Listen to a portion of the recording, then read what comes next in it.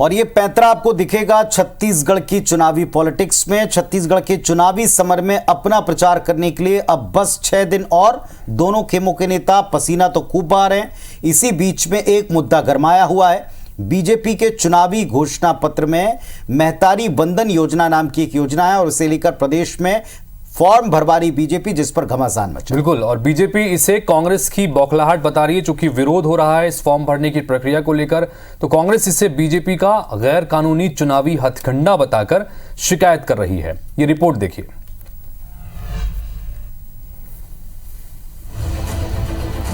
कुल मिला के पूरा मामला चुनाव और वोट का खेल है। जिनके घर शीशे को दूसरे को पत्थर नाम नहीं मारा करते।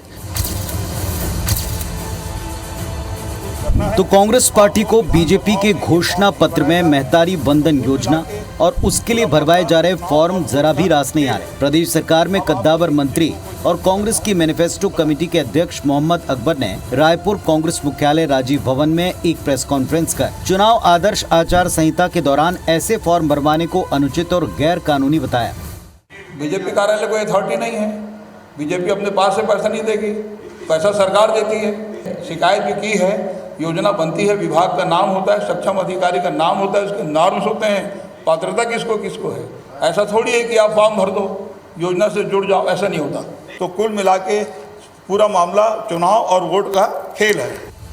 दरअसल पड़ोसी राज्य मध्य प्रदेश में कमलनाथ ने कांग्रेस की सरकार बनने पर महिलाओं को 1500 रुपए महीना देने का वायदा किया, जिसकी काट के लिए शिवराज सरकार ने चुनाव के पहले ही लाडली बहना योजना नाम से महिलाओं को 1250 रुपए प्रति महीना देना शुरू भी कर दिया। योजना की चहुओर चर्चा से उत्साहित बीजेपी ने छत्तीसगढ़ में महतारी वंदन योजना नाम से बीजेपी की सरकार बनने पर महिलाओं को सालाना 12,000 रुपए देने का वायदा कर दिया। योजना के प्रचार के लिए बीजेपी कार्यकर्ता घर घर जाकर फॉर्म भरवा रहे हैं और इसके लिए एक हेल्पलाइन नंबर भी जारी हुआ है। फिलहाल सोशल मीडिया से लेकर तमाम माध्यमों पर योजना के विज्ञापनों की बाढ़ है। बीजेपी का दावा है कि प्रदेश में अब तक 1.5 लाख से ज्यादा महिलाएं योजना का फॉर्म भर चुकी हैं। इसी रिस्पॉन्स को देखकर कांग्रेस घबरा गई है।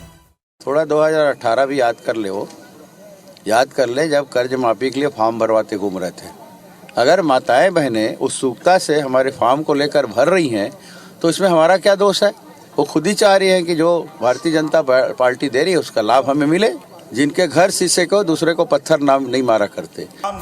महतारी वंदन योजना पर बहस घोषणा वाले दिन से ही शुरू हो चुकी है। पहले बीजेपी ने निर्वाचन आयोग को पत्र लिखकर इस बात की शिकायत की कि उन्हें योजना के प्रचार के लिए फॉर्म भरने से रोका जा रहा है। इसके लिए उन्हें धमकाया तक गया। दूसरी तरफ कांग्रेस ने फॉर्म भरवाने को आदर्श आचार संहिता का उल्लंघन बताते हुए चुनाव आयोग में इसकी शिकायत की है। दोनों पक्षों की शिकायत पर फैसला आना बाकी है। योजना पर विरोध को लेकर नेता आमने सामने है। सवाल है, क्या छत्तीसगढ़ चुनाव में ये योजना बीजेपी के लिए जीत का ट्रम्प कार्ड साबित होगी?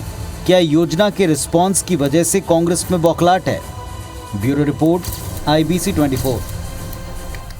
तो इसमें दो तरह की बातें आप देखेंगे। एक तो इस योजना का प्रचार इतना एग्रेसिव है कि आपको हर माध्यम पर इसके एडवर्टाइजमेंट सुनने, देखने, पढ़ने, लिखने इन सब में आएंगे। लेकिन दूसरी तरफ एक्स के ऊपर मुख्यमंत्री ने तकरीबन 1 से 1.5 घंटे पहले पोस्ट करते हुए कहा कि हमें फॉर्म भरवाने की जरूरत नहीं है, क्योंकि हमारे बोले पर जनता को, महिलाओं को विश्वास है। आप लोगों को फॉर्म भरवाना पड़ रहा है क्योंकि आपकी कोई गारंटी नहीं है। और इसके बाद सोशल मीडिया का क्या हाल है हितेश जी? बिल्कुल, इसके बाद सोशल मीडिया में बकायदा अब तस्वीरें चल रही हैं, एक दूसरे पर निशाना साधा जा रहा है। कुछ तस्वीरें ऐसी भी हैं जिसमें शराब और चखने तक को रखकर दिखाया जा रहा है कि देखिए आपसे जो फॉर्म भरवाया जा रहा है महिलाओं के जरिए, उस फॉर्म का क्या कर रहे हैं भारतीय जनता पार्टी के कार्यकर्ता। तो इसके जवाब में बीजेपी की तरफ से भी अब वार पलटवार देखने को मिल रहा है। तो ये लगातार चलता रहेगा, पर इतना तय है कि अब की बार इस घोषणा पत्र की ये योजना हाईलाइट होकर चर्चा का विषय जनता के बीच में, फैसला आप लोगों को लेना